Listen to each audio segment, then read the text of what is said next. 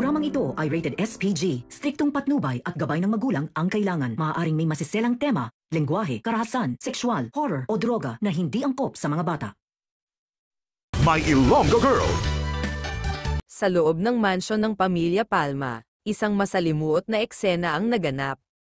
Si Tata, ang pangunahing tauhan sa kwento, ay walang humpay na umiiyak sa isang sulok ng bahay. Samantalang abala naman si Julio sa kanyang pagpipinta, hindi niya naiwasang mapansin ang kalungkutan ng ating bida. Sa hindi inaasahang pagkakataon, tinanong ni Julio si Tata kung pauwi na ba siya, ngunit ang sagot ni Tata ay ikinagulat niya. Bakit ako uuwi? Dito ako nakatira sa mansion. Sa kanyang sagot, nagpakilala si Tata bilang si Venice, ngunit kahit si Julius ay hindi nakaligtas sa pagsusuri ng sitwasyon, bagamat si Tata ay nagpipilit na maging si Venice, alam ni Julius na may kakaibang nangyayari.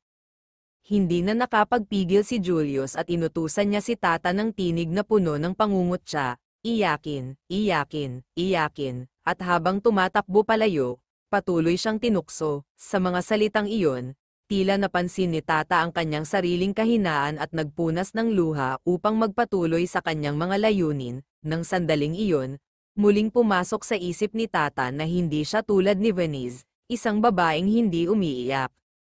Sa kanyang kagustuhan na makabawi sa pamilya Palma, lalo na kay Margaret, nagdesisyon si Tata na gumawa ng hakbang upang matulungan sila.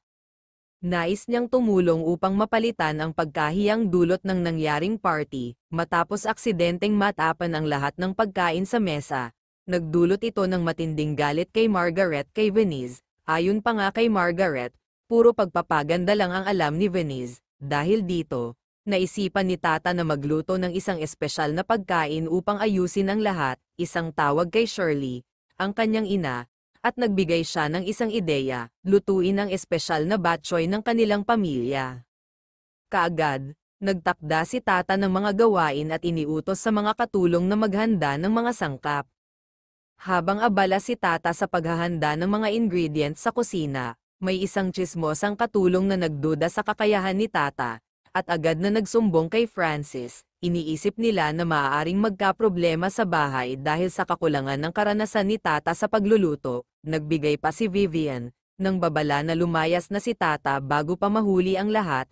Ang pahayag na ito ay nagdulot ng kabang-kaba sa mga katulong, ngunit hindi pinansin ni Tata si Vivian. Tumuloy siya sa kanyang plano.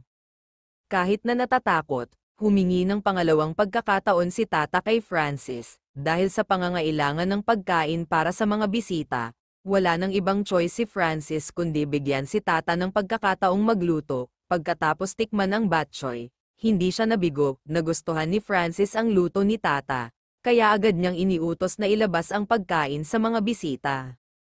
Habang si Sir Gov, ang ama ni Francis, ay natikman ang batchoy, nagtanong siya, sino ang nagluto nito? Si Francis, hindi nagdalawang isip, ipinagmalaki agad na ang asawa niyang si Venice, o si Tata, ang nagluto. Isang lihim na kasiyahan ang naramdaman ni Tata nang malaman niyang tanggap ng pamilya Palma ang kanyang luto. Hindi nila inasahan na may ganitong kakayahan si Venice, o si Tata. Dahil sa tagumpay ni Tata, hindi lang siya nakuha ang loob ng mag-asawang Palma, kundi pati na rin ang mga bisita ng mansion. Lalo na si Margaret, na nagulat na hindi lang pala puro pagpapaganda ang alam ni Venice, kundi marunong din palang magluto. Dahil dito, nakuha ni Tata ang kanilang respeto, at hindi na nila iniwasan si Venice. Bago pa man magtapos ang gabi, tinanong si Tata kung nais niyang isama ang kanyang luto sa menu ng kanilang restaurant, isang malaking tagumpay para kay Tata, na siyang nagbigay ng bagong pagkakataon sa kanyang buhay. Tulad ng mga pinapakita niyang galaw at ngiti, maraming nakapansin na may malaking pagkakaiba sa ugali ni Tata kumpara kay Venice. Habang si Venice ay laging seryoso at matamlay, si Tata ay puno ng buhay at galak. Kahit na mahirap at puno ng pag-aalala ang buhay na pinili ni Tata, patuloy siyang magpapatuloy sa pagpapanggap na si Venice, hindi lang para sa kanyang sarili kundi para na rin sa kanyang ina, si Shirley. Ang 5,000 pesos kada araw na sweldo, at ang alok na 5 milyon mula kay Francis bilang kapalit ng pagiging asawa niya, ay nagbigay ng malaking pag-asa kay Tata. Bukod pa rito ang matinding pangangailangan ng kanyang ina ng kidney, kaya't hindi na siya nagdalawang isip, tanggapin man niya o hindi. Ang buhay ni Tata ay puno ng pagsubok at alalahanin, ngunit natutunan niyang magpatawad at magpatuloy sa laban. Sa mga susunod na kaganapan, tiyak na magkakaroon ng mas matinding laban si Tata sa pagpapanggap bilang si Venice, at maaaring muling magtugma ang kanilang mga landas sa isang matinding paghaharap, kaya't huwag palampasin ang mga susunod na kabanata ng My Ilonggo Girl. Huwag kalimutang mag-subscribe at mag-like upang maging updated sa mga kaganapan. Maraming salamat po.